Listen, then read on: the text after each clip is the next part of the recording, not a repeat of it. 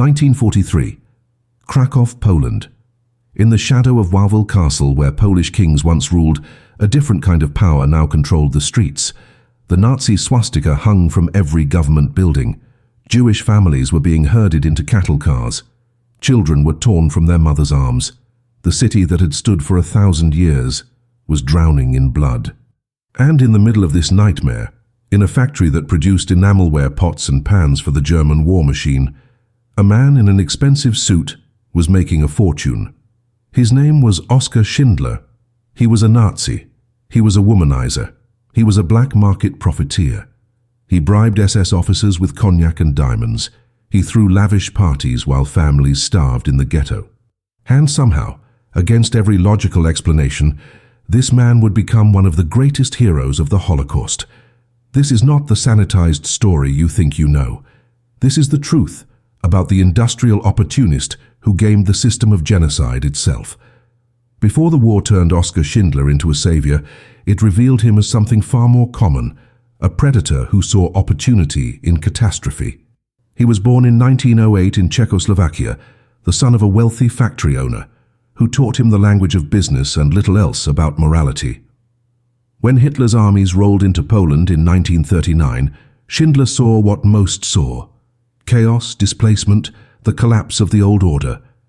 But where others saw tragedy, Schindler saw margins. The Nazis were confiscating Jewish businesses across occupied Poland, selling them for pennies to loyal Germans. Jewish labor, meanwhile, could be acquired for almost nothing. The math was obscene, and Schindler was very good at math. By 1939, he had joined the Nazi Party, not out of ideological conviction, but because party membership opened doors. It gave him access. It gave him leverage. It gave him the camouflage he needed to operate in a system built on cruelty. By 1940, Schindler had acquired a bankrupt enamelware factory on the outskirts of Krakow. He renamed it Deutsche Enamelwarenfabrik, Emalia for short. The factory was a crumbling relic, but its location was perfect. It sat near the Krakow Ghetto, where more than 15,000 Jewish families were crammed into a space designed for 5,000. The ghetto was a holding pen. The Nazis called it a temporary measure, but everyone knew what temporary meant in the language of the Third Reich. Schindler needed workers. The SS needed somewhere to extract value from people they considered less than human. It was a transaction. Schindler paid the SS 7 marks per day for each Jewish laborer. The workers themselves saw nothing. They were slaves in all but name. Schindler told his investors he was maximizing efficiency. He told the SS he was a loyal servant of the Reich. He told his mistress he was building an empire. All of it was true. None of it would remain true. What Schindler did not advertise was that his factory was becoming something else. It started small. He made sure his Jewish workers received better food than those in the ghetto. He allowed them to rest when the SS inspectors were not watching. He looked the other way when a worker smuggled in a prayer book. These were not acts of heroism. They were barely acts of kindness. They were the gestures of a man who needed his workforce healthy enough to keep his profit margins intact. But in a world where Jewish lives were being extinguished at industrial scale, even these small mercies became radical. The workers began to notice. Schindler was different. He drank with SS officers and laughed at their jokes, but when they left, he unchained the factory gates. He employed Jews whom the Nazis had marked for death, the old, the weak, the children who lied about their age. He hired one-armed men and told the SS they were essential technicians. None of this made him a saint. It made him a liar. And in Nazi-occupied Poland, the right lies could mean the difference between a gas chamber and another sunrise. By 1942, the nature of the Nazi operation in Poland had shifted. The extermination camps were fully operational: Auschwitz, Belzec, Treblinka. The trains ran on schedule. The crematoriums burned day and night. The Krakow Ghetto was being liquidated. That word, liquidated, was the bureaucratic term the Nazis used. It meant that every man, woman and child still inside the ghetto would either be sent to a labor camp or murdered outright. Schindler watched the liquidation from a hillside on horseback. He had ridden up there with his mistress, perhaps to escape the noise of the factory, perhaps to see the city from a distance. What he saw instead was a massacre. SS officers moved through the streets, shooting anyone too slow to move. Blood ran in the gutters. A little girl in a red coat wandered through the chaos, alone and terrified. Schindler watched her until she disappeared into a building. He did not speak. He did not move. But something in him cracked open. The math no longer made sense. By the time Schindler returned to his factory, the nature of his operation had changed. He was no longer just protecting his workforce. He was manufacturing pretexts to expand it. He bribed an SS officer named Amon Goeth, a sadist who ran the Plazow labor camp and shot prisoners from his balcony for sport. Schindler told Goeth he needed more workers, specialized workers, workers whose skills were irreplaceable. It was a lie. Schindler's factory produced pots and pans.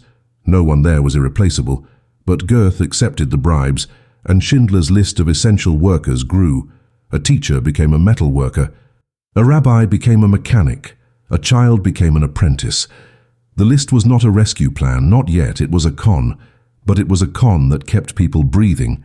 And in 1943, in the heart of Nazi-occupied Poland, breathing was the only victory left. The system Schindler was gaming had an architect, and his name was Amon Goeth. If Schindler represented the possibility of redemption, Goeth represented its opposite, a man who had surrendered entirely to the darkness. He was 25 years old when the SS assigned him to build and command the Plazow forced labor camp just outside Krakow. Goeth was not a bureaucrat shuffling papers in Berlin. He was a hands-on killer. He began each morning on the balcony of his villa, which overlooked the camp, with a rifle in his hands and a cup of coffee on the table. Prisoners learned to avoid the open spaces during breakfast.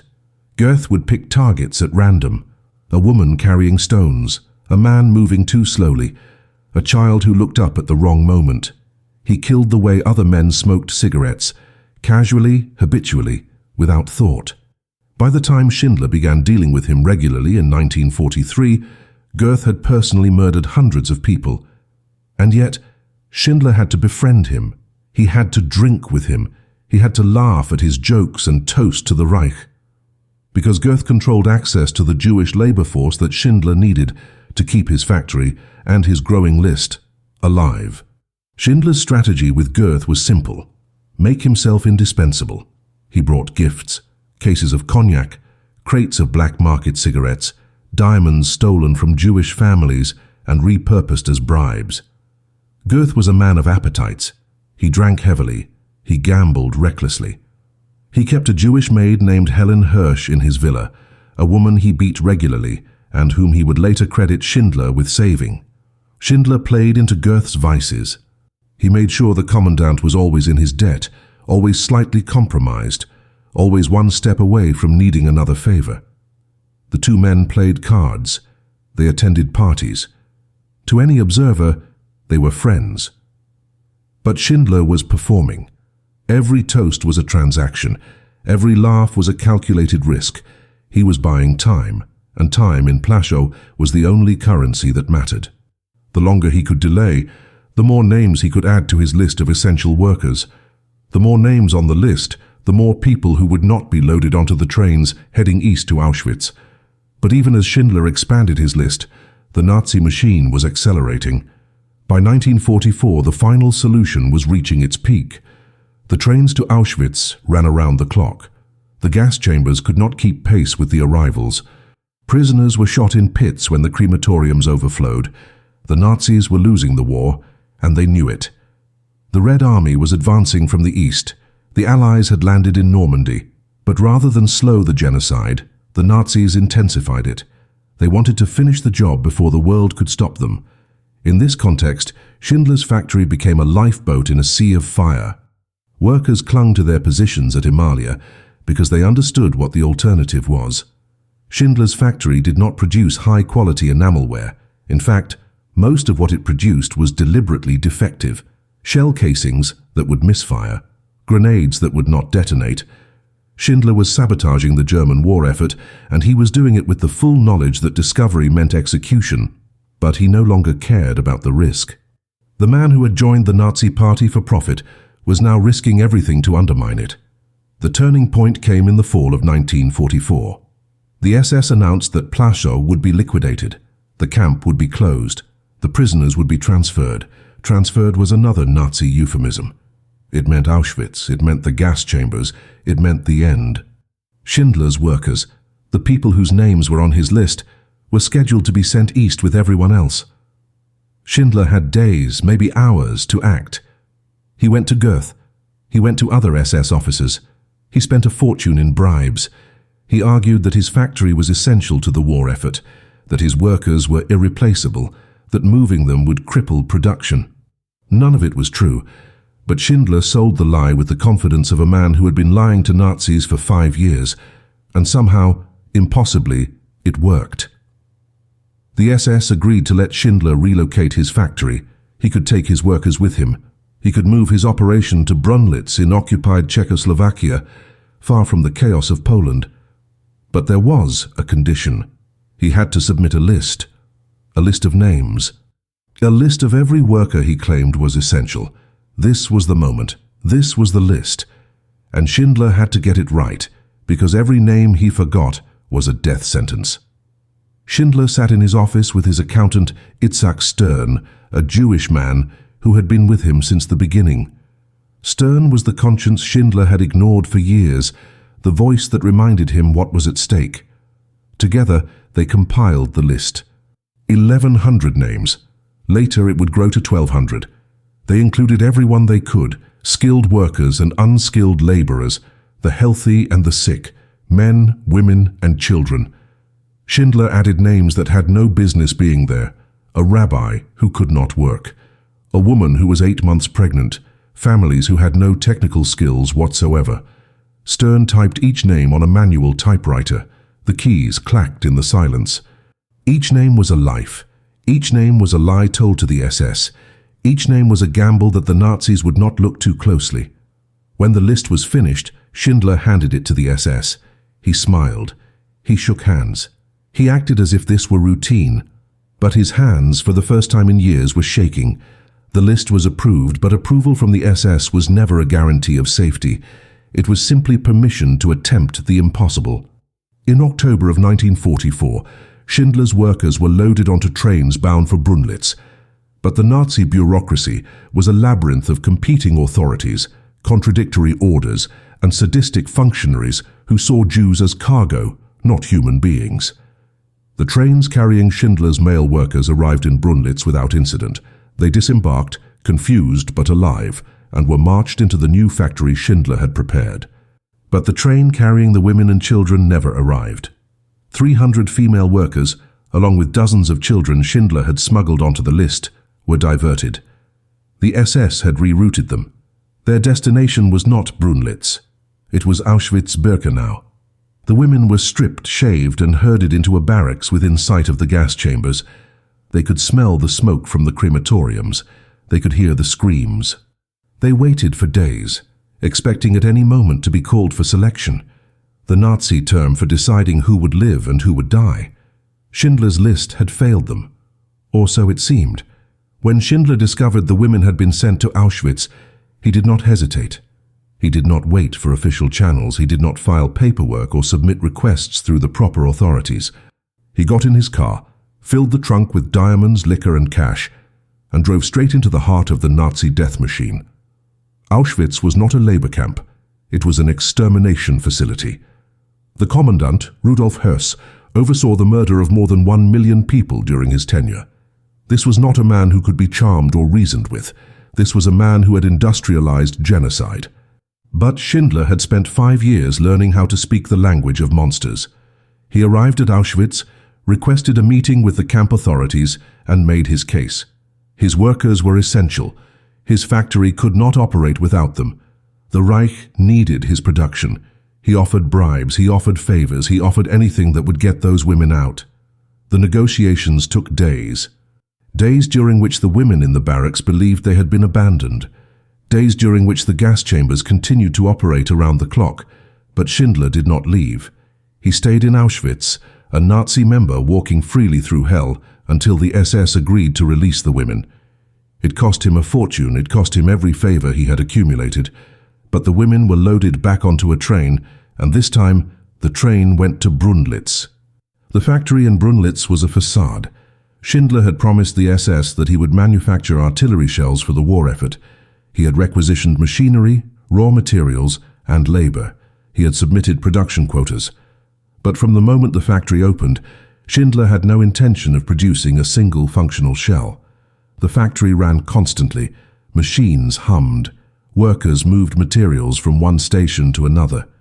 Inspectors came and went, satisfied that production was on schedule. But every shell that left the factory was defective. Schindler had instructed his workers to sabotage the manufacturing process at every stage. Measurements were off. Metal was improperly tempered. Casings were drilled incorrectly. Not a single shell produced in Brunlitz ever functioned. Schindler was not just saving lives. He was ensuring that the weapons he pretended to manufacture would never kill Allied soldiers. He was undermining the Nazi war machine with the Nazis' own resources, and he was doing it in plain sight.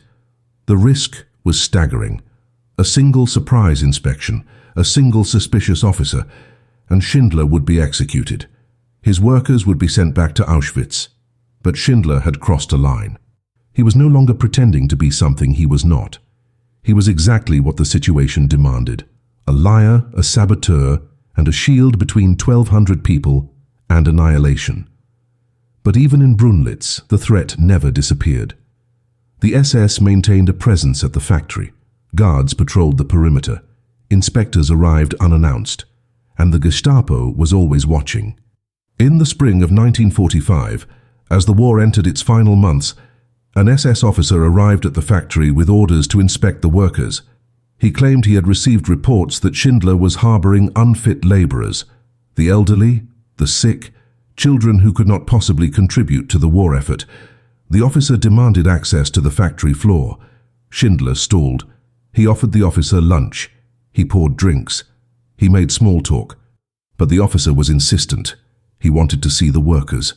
Schindler had no choice. He allowed the inspection. The officer walked through the factory, noting every elderly man, every frail woman, every child who should not have been there. He compiled a list of those he deemed unfit, 30 names.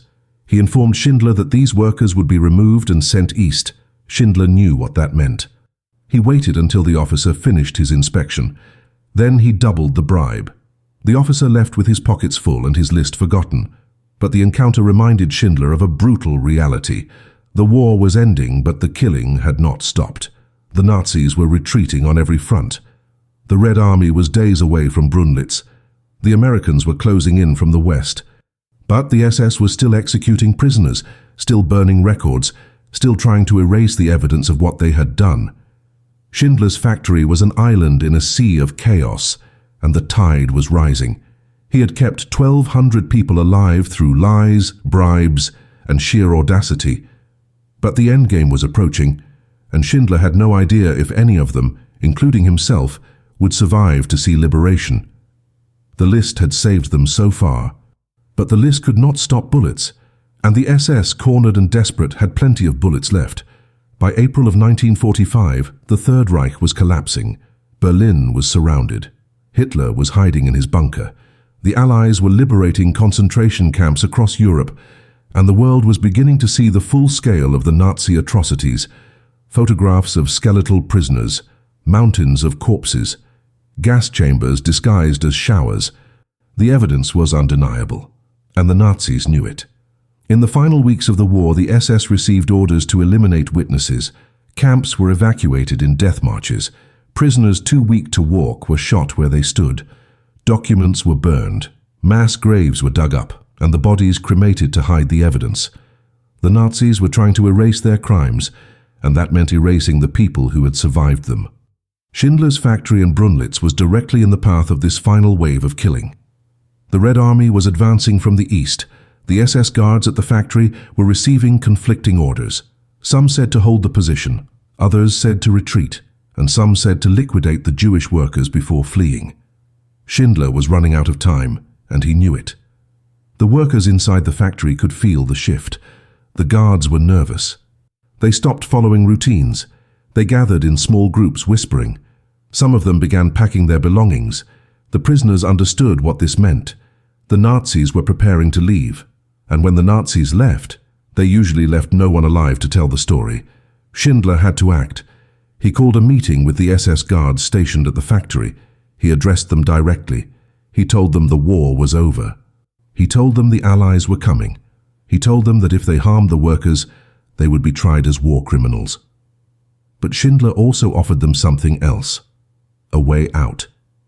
He told the guards that if they left peacefully, if they abandoned their posts and disappeared into the countryside, he would not report them. He would not testify against them. He gave them civilian clothes. He gave them money. He gave them a chance to vanish before the Red Army arrived. It was a gamble.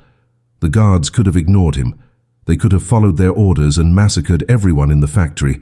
But Schindler had spent years learning how to read desperate men. And these men were desperate. One by one, the guards accepted his offer. They changed out of their uniforms, took the money, and left. By the morning of May 8th, 1945, there were no SS guards left at the factory. Schindler had bought his workers one final day, but Schindler himself was now in danger. He was a Nazi party member. He had profited from the war. He had operated a factory using forced labor, even if that labor had been a cover for rescue. To the approaching Red Army, Schindler would not look like a hero. He would look like a collaborator. The workers understood this. They knew that when the Soviets arrived, Schindler would be arrested, possibly executed. So they did something extraordinary. They wrote a letter. It was composed collectively, signed by all 1,200 workers, and addressed to whomever might find it. The letter explained who Schindler was. It explained what he had done. It explained that without him, none of them would be alive. The workers gave Schindler the letter, along with a ring they had crafted from gold fillings taken from one of the workers' own teeth. Engraved on the ring was a verse from the Talmud: "Whoever saves one life saves the world entire." Schindler broke down when they gave it to him. For years he had hidden behind charm and bravado, but in that moment, standing in front of the people he had saved, he could not hide any more. He wept. He told them he could have done more. He pointed to his car, his gold pin, his expensive watch. He said he could have sold them, could have saved more people. The workers surrounded him. They told him he had done enough. But Schindler did not believe it. He would never believe it. On May 9th, 1945, Schindler fled. He left the factory in the middle of the night, accompanied by his wife Emily and a small group of workers who volunteered to help him escape. They drove west toward the American lines, avoiding Soviet patrols. Schindler was now a fugitive, running from both sides of the war. The Nazis wanted him for sabotage. The Soviets wanted him for collaboration. He had no money left. He had spent everything on bribes. His factories were gone. His reputation was destroyed. The man who had once thrived on black market deals and Nazi connections was now alone, broke, and stateless. He crossed into Allied-controlled territory and disappeared into the chaos of post-war Europe. Behind him, in the factory at Brunlitz, 1,200 people waited for liberation. They did not know if Schindler had made it. They did not know if they would ever see him again. But they were alive. And that in the spring of 1945 was a miracle. The Red Army arrived at the factory on May 10th. The soldiers were confused. They had liberated dozens of camps, and every single one had been filled with corpses, skeletal survivors, and evidence of mass murder. But Brunlitz was different. The workers were alive. They were thin, traumatized, but alive. The Soviet commander asked who was in charge. The workers explained, a Nazi named Oskar Schindler. The commander did not understand. Nazis did not save Jews. Nazis killed Jews. But the workers showed him the letter. They told him the story. And slowly, impossibly, the Soviet officer began to believe. Schindler's List had worked. 1,200 people, who by every measure of Nazi logic should have been dead, were standing in front of him. They had survived the Holocaust not by hiding, not by fighting, but because one man had decided that profit was not worth more than life. The workers were free, but their savior was gone, and the world had no idea what he had done. After the war, Oskar Schindler became a ghost. The man who had once commanded a factory, bribed SS officers, and moved through Nazi-occupied Europe with the confidence of someone untouchable, was now invisible. He had no money. He had no home. He had no country. Germany was in ruins. Czechoslovakia, where he had been born, was now under Soviet control and wanted nothing to do with former Nazi Party members. Schindler drifted through displaced persons camps, relying on the charity of Jewish relief organizations. The same people he had saved were now feeding him. He tried to rebuild. In 1949, he emigrated to Argentina with his wife Emily, using funds provided by Jewish aid groups. He started a farm. He raised chickens and nutria, a type of rodent bred for fur. It was a humiliating descent for a man who had once lived in luxury. And it failed. The farm went bankrupt. Schindler had spent years manipulating the Nazi system, but he had no idea how to operate in a world where charm and bribes did not matter. He returned to Germany in 1958 alone. Emily stayed in Argentina. Their marriage, which had survived the war, did not survive the peace. In Germany, Schindler was a pariah. To Germans, he was a traitor who had sabotaged the war effort. To the world, he was just another Nazi who happened to survive. No one knew his story. No one cared. He lived in a small apartment in Frankfurt, surviving on welfare and the occasional donation from the Schindlerjuden, the Schindler Jews, as the survivors of his list called themselves. They had not forgotten him. In Israel, the survivors pooled their resources and sent him money every month. It was never much.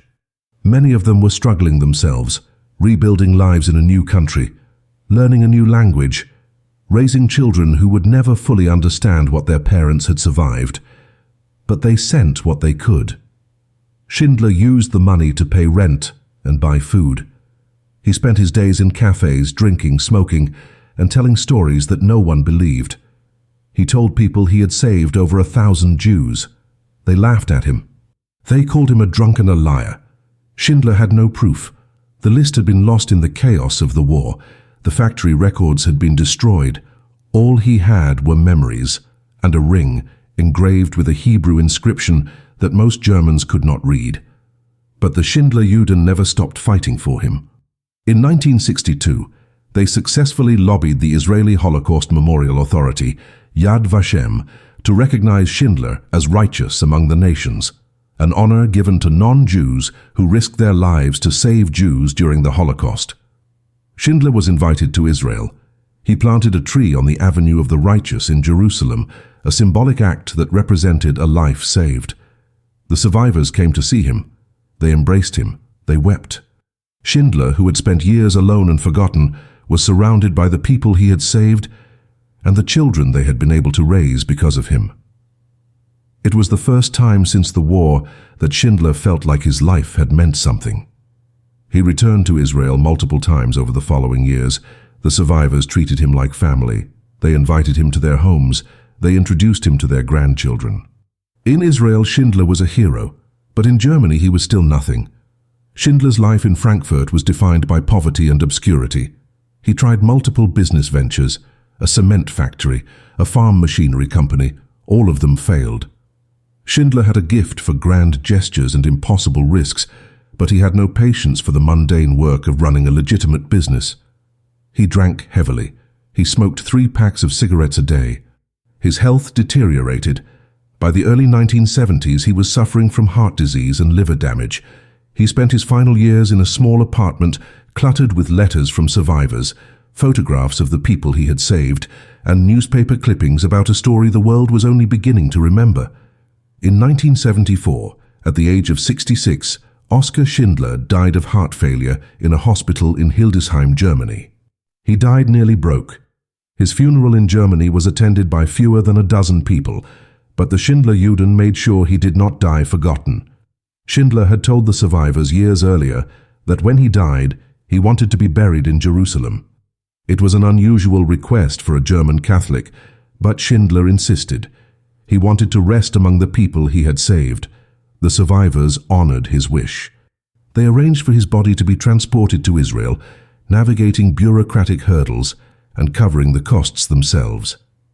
Schindler was buried in the Catholic cemetery on Mount Zion in Jerusalem, the only member of the Nazi Party to be buried there.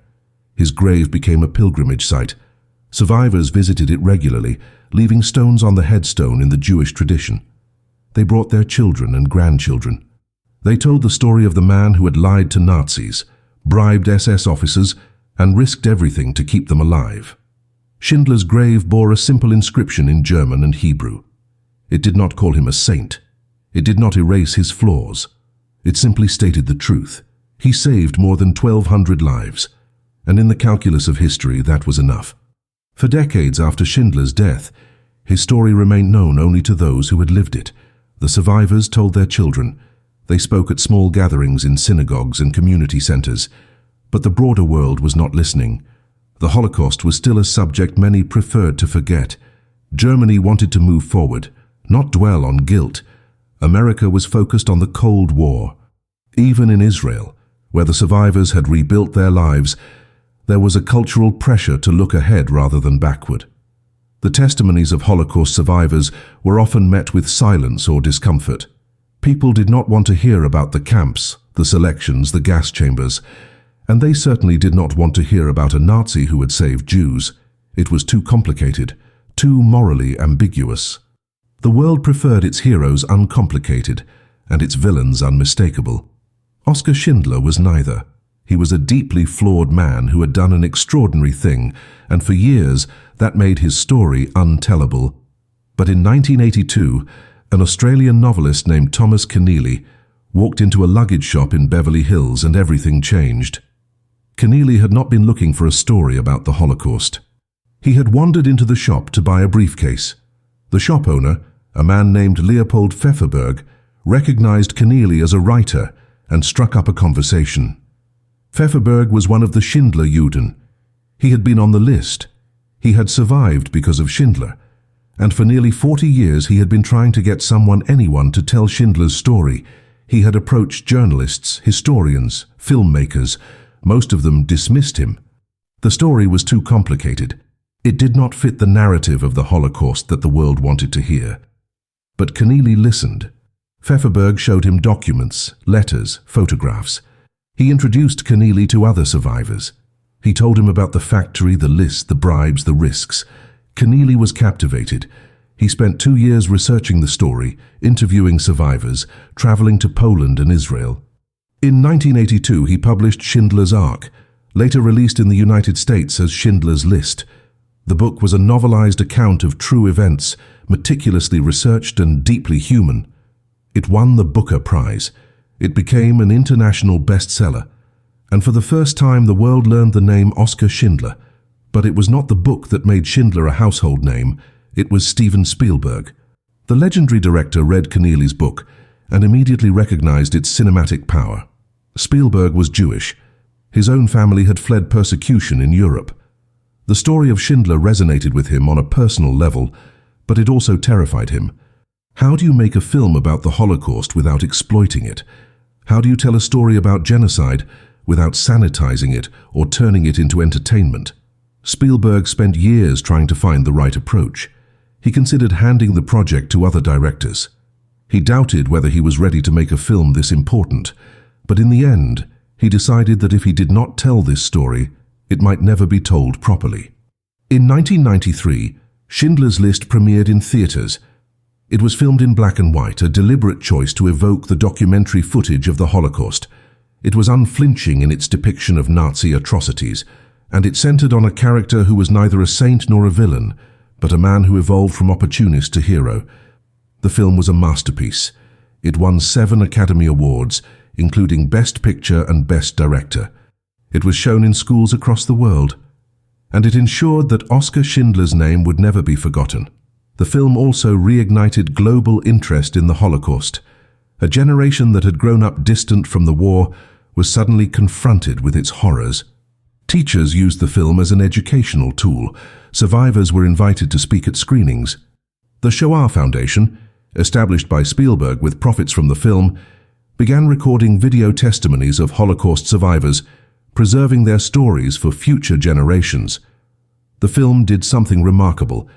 It made the Holocaust personal. It took an event so massive and incomprehensible and distilled it into individual lives. The audience did not see 6 million victims. They saw one woman, one child, one family. And they saw one man who decided that saving them was worth risking everything. Schindler's List did not erase the complexity of Schindler's character. The film showed his greed, his womanizing, his membership in the Nazi Party. But it also showed his transformation. And in doing so, it posed a question that resonated far beyond World War II. What does it take for a person to choose good in the face of absolute evil?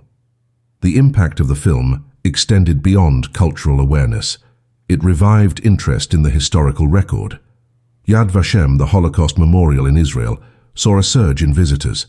The Schindler Museum opened in Krakow, inside the actual factory where the Jew-UN had taken place. Scholars re-examined the Holocaust, focusing not just on the perpetrators and victims, but on the rescuers, the people who had resisted in small and large ways. Schindler's story became a case study in moral courage. Universities taught courses on his life. Ethicists debated whether his early opportunism diminished his later heroism.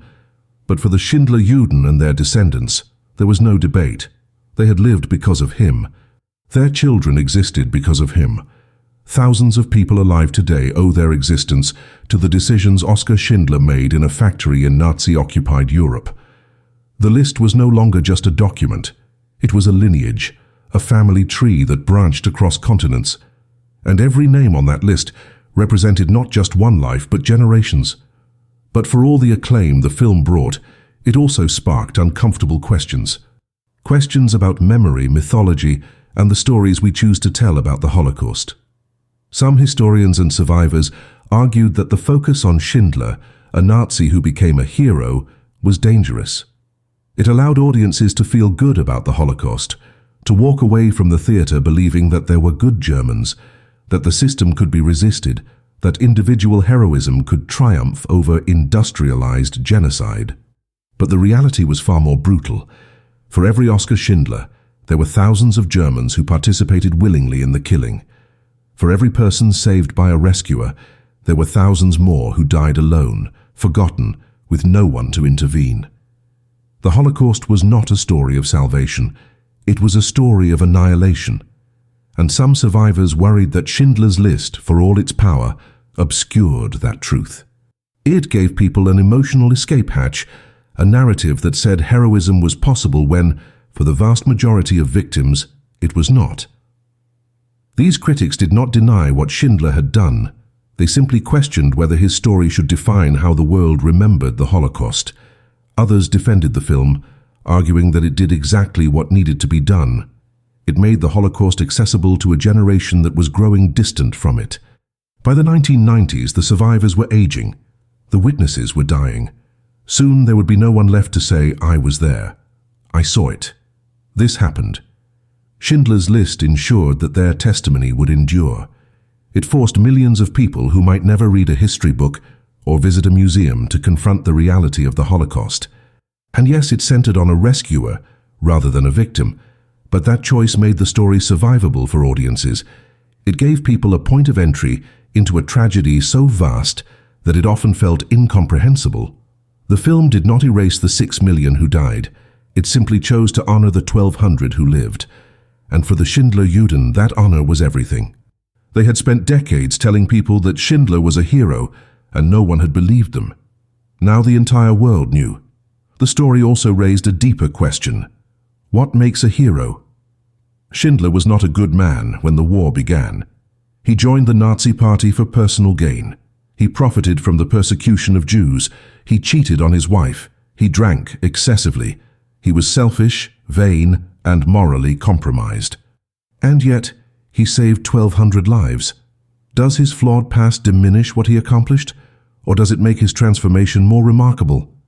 These are not easy questions, and they resist simple answers. Schindler himself struggled with them. In his later years, he told survivors that he felt he had not done enough, that he could have saved more. He was haunted by the people he could not save. He never forgave himself for the luxuries he had enjoyed while others suffered, but the survivors disagreed. They told him repeatedly that he had done more than enough, that without him they would not exist, that he had given them the most precious gift imaginable, a future. The debate over Schindler's legacy reflects a broader tension in how we remember the Holocaust. Do we focus on the perpetrators, to understand how ordinary people become complicit in genocide? Do we focus on the victims, to honor their suffering and ensure they are not forgotten? Or do we focus on the rescuers, to find evidence that humanity can endure even in the darkest moments? The truth is, we need all three. We need to remember the millions who were murdered. We need to confront the systems and individuals that enabled their deaths. And we need to acknowledge the rare, precious examples of people who resisted. Schindler was one of those people. He was not the only one. Across Nazi-occupied Europe, there were others who hid Jews in attics, forged documents, smuggled children across borders, and risked execution to save lives. Most of them have been forgotten. Most of them died in obscurity. But their actions prove that even in the machinery of genocide, individual choice still mattered. The Nazis built a system designed to make resistance impossible, and yet people resisted. Not enough people, not nearly enough, but some.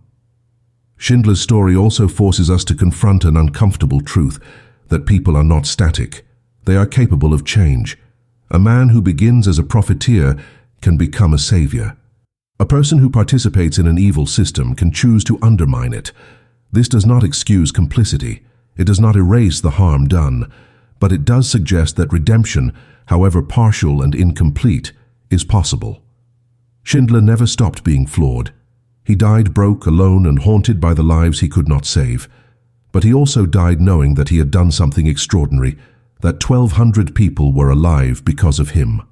That their children and grandchildren existed, because he had lied to Nazis, bribed SS officers, and spent every penny he had to keep them breathing. His story is not a feel-good tale. It is a reminder that even in the worst moments of human history, individuals still have agency. They can choose cruelty, indifference, or courage. Schindler chose courage, and that choice echoes across generations. Today, more than 8 decades after the end of World War II, the legacy of Schindler's List continues to grow. Not the film, though its impact endures, but the actual list itself, the artifact that saved 1,200 lives. Researchers have worked for years to account for every name, to trace the fates of the people Schindler rescued and the families they built. The numbers are staggering.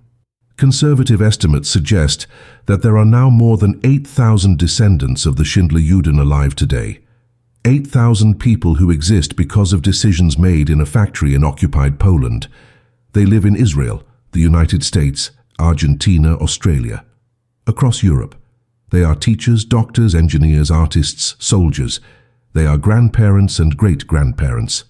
They carry the memory of Schindler not as history, but as family lore. Stories passed down at dinner tables, photographs kept in albums. The ring engraved with the Talmudic verse, now housed in a museum, represents not just one life saved, but an entire civilization rebuilt. This is the true measure of Schindler's impact, not the 1,200 he saved, but the thousands who came after. But the story of the list is not over. In recent years, survivors and their descendants have faced a new challenge: combating Holocaust denial and distortion. In an era of misinformation, conspiracy theories, and resurgent anti-Semitism, the truth of the Holocaust is under attack. There are people who claim it never happened, others who minimize its scale or argue that the numbers have been exaggerated. For the Schindler-Juden and their families, this is not an abstract debate. It is personal. Their existence is the proof. Every descendant of the list is a living refutation of Holocaust denial. They are the evidence that the genocide happened, that it was systematic, and that survival required extraordinary intervention. Organizations like the Shoah Foundation have worked tirelessly to preserve survivor testimonies, digitizing thousands of hours of video interviews before the last witnesses pass away. The Schindler survivors were among the first to participate, determined to ensure that their story and Schindler's role in it would outlive them. The list also became a symbol beyond the Holocaust. It has been invoked in discussions of other genocides, other moments when individuals chose to resist systemic evil. During the Rwandan genocide, rescuers who hid Tutsis were compared to Schindler. In Bosnia, in Darfur, in Myanmar, The name Schindler has been used as shorthand for a particular kind of moral courage, the willingness to risk everything to save strangers. This symbolic power has both benefits and dangers. On one hand, it keeps the memory of the Holocaust alive and connects it to ongoing struggles against hatred and violence. On the other hand, it risks turning Schindler into a myth, a sanitized hero divorced from his flaws and the specific context of his actions. Schindler was not a universal symbol of goodness. He was a complicated man who made specific choices in a specific moment. His story does not offer a blueprint for resisting genocide. It simply proves that resistance, however limited, is possible. In Krakow, the Schindler Factory Museum stands as a testament to this complexity. The museum does not shy away from Schindler's early opportunism. It displays documents showing his membership in the Nazi Party, his black market dealings, his initial exploitation of Jewish labor. But it also tells the story of his transformation, the risks he took, and the lives he saved. Visitors walk through the factory floor where the Schindler-Juden worked. They see photographs of the survivors. They read the testimonies, and they leave with an understanding that heroism is not about being perfect. It is about choosing to act when action is dangerous, expensive, and uncertain. The museum attracts hundreds of thousands of visitors each year. School groups, tourists, descendants of survivors making pilgrimages to the place where their families were saved. It is one of the most visited Holocaust sites in Poland, second only to Auschwitz. And its message is clear. This happened. These people lived. And one man, flawed and broken, decided they were worth saving. The ring that the Schindler-Juden gave to Schindler, the one engraved with the words, "Whoever saves one life saves the world entire," now resides in the Yad Vashem Museum in Jerusalem. It sits in a display case alongside other artifacts from the Holocaust, prisoner uniforms, identification papers, photographs of families before the war. But the ring is different. It represents not loss, but survival, not death, but life. Visitors stand in front of it, reading the inscription, and they understand what it means. Schindler had saved 1,200 lives, but those 1,200 lives had become 8,000. And 8,000 lives lived fully across generations represented worlds. Not one world, worlds, plural, infinite. The Talmudic verse was not hyperbole, it was mathematics. One life saved is one universe preserved, with all its potential, all its connections, all its futures. Schindler had saved 1,200 universes, and those universes had multiplied. That is the legacy of the list, not a document, not a film, but a living, breathing testament to the power of individual choice in the face of absolute evil. The survivors themselves in their final years have become the guardians of Schindler's memory. Many of them are now in their 90s or have already passed away. Time is running out. But before they go, they have made it their mission to ensure that the world never forgets what Schindler did. They have written memoirs. They have spoken at schools and universities. They have traveled back to Poland, to the factory, to the places where they nearly died, to tell their stories one more time. These testimonies are not easy to give. The survivors have to relive the worst moments of their lives, the liquidation of the ghetto, the cattle cars, the fear of selection, the smell of burning bodies. But they do it anyway, because they understand that memory is fragile. That history can be rewritten, that the truth must be defended actively by those who lived it. And so they speak, they name names, they describe details, they show photographs of their families before the war, and they explain which faces never came home. One of the most powerful aspects of their testimony is the consistency. 1,200 people scattered across the world telling the same story. They describe Schindler the same way, charming, flawed, impossible to fully understand, but undeniably committed to keeping them alive. They talk about the fear they felt when the trains were diverted to Auschwitz. They talk about the relief when Schindler came for them. They talk about the factory in Brunlitz, where they worked but produced nothing of value, where Schindler sabotaged every shell and bribed every inspector. They talk about the night the guards left, and the morning the Red Army arrived. And they talk about Schindler's face when they gave him the ring, the moment he broke down and said he could have done more. The survivors are unanimous. Schindler was not perfect, but he was enough. And in the calculus of survival, enough was everything. Their children and grandchildren have taken up the mantle. Many of them have become educators, historians, and advocates. They run Holocaust education programs. They fight anti-Semitism. They speak at memorials and commemorations. And they carry the weight of a particular responsibility. They exist because of a choice one man made. That knowledge shapes how they see the world. It makes them acutely aware of the fragility of life, the importance of moral courage, and the danger of indifference.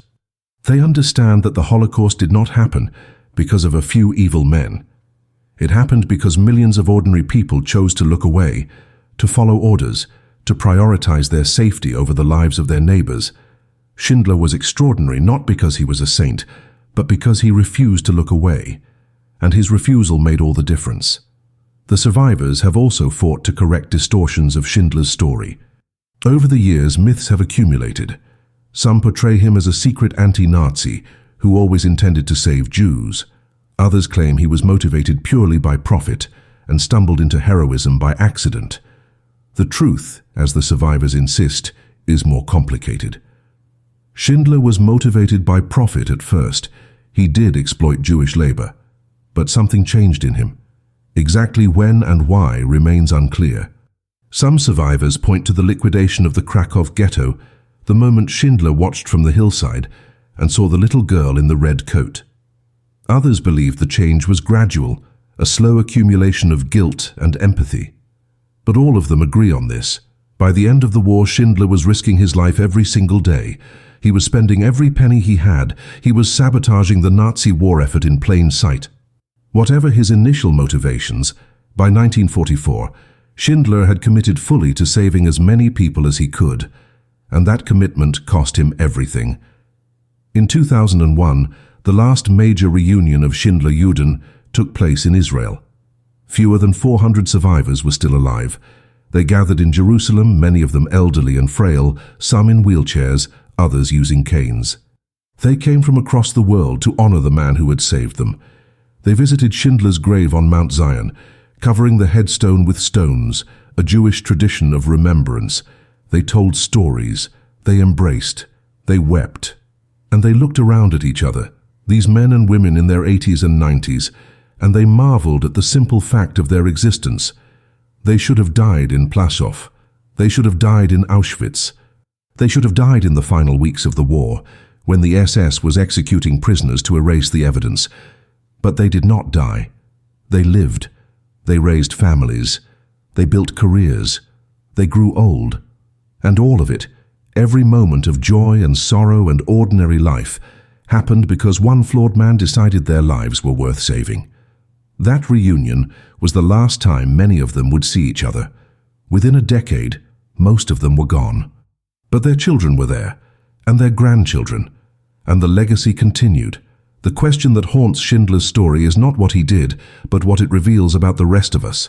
If one man, deeply flawed and morally compromised, could save 1,200 lives, what does that say about the millions who did nothing? The Nazi regime required the participation, or at minimum the passive acceptance, of ordinary Germans. Bureaucrats processed the deportation orders, train conductors transported the prisoners, factory owners used slave labor, soldiers guarded the camps, neighbors looted abandoned Jewish homes.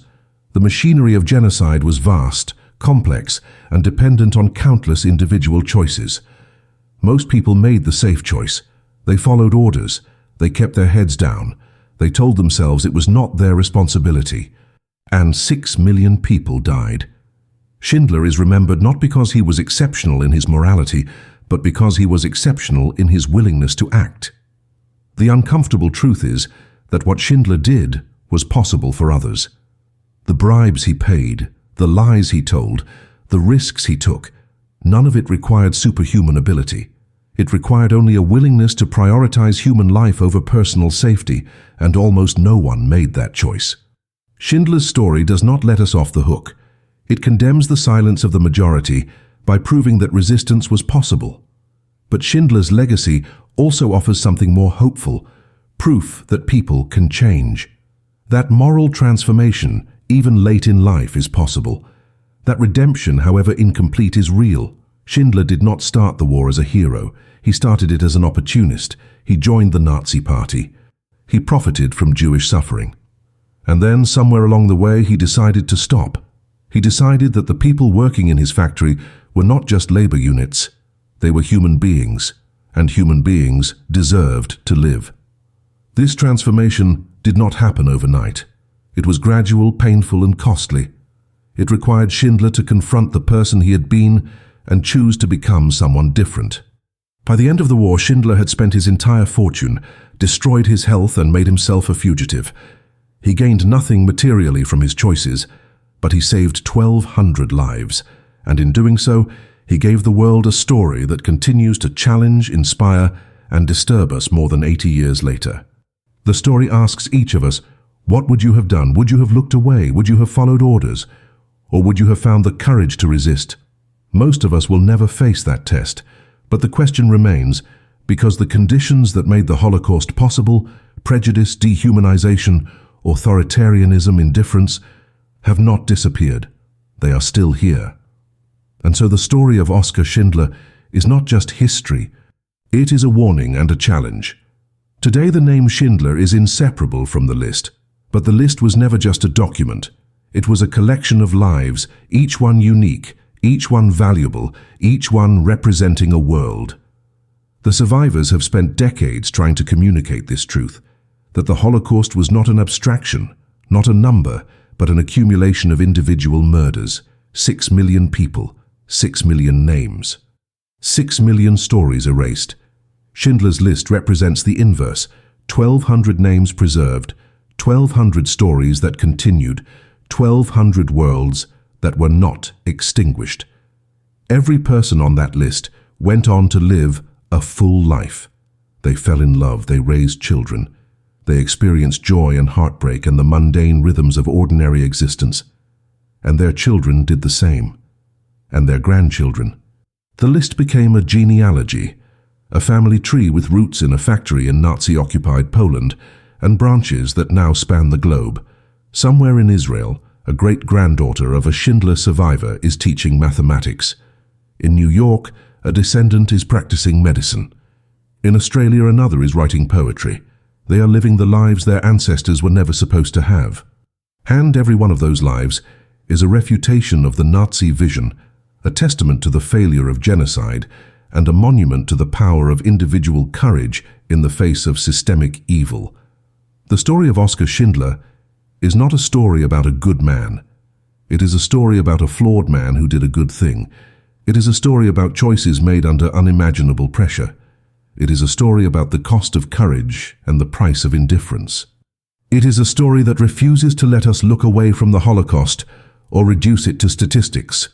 And it is a story that asks us, persistently and uncomfortably, what we would do if faced with a similar choice. Would we risk everything to save strangers? Would we spend our fortune, destroy our reputation, and endanger our lives for people we barely knew? Schindler did, and because he did, 8,000 people are alive today. 8,000 people who laugh and cry and love and struggle and dream. 8,000 people who carry forward the memory of the 1,200 who survived and the 6 million who did not. That is the legacy of the list. That is the story the world tried to forget. And that is why, more than 80 years after the end of World War II, we still remember the name Oskar Schindler. Not because he was perfect, but because when it mattered most, when the world was drowning in darkness, he chose to light a candle, and that candle is still burning.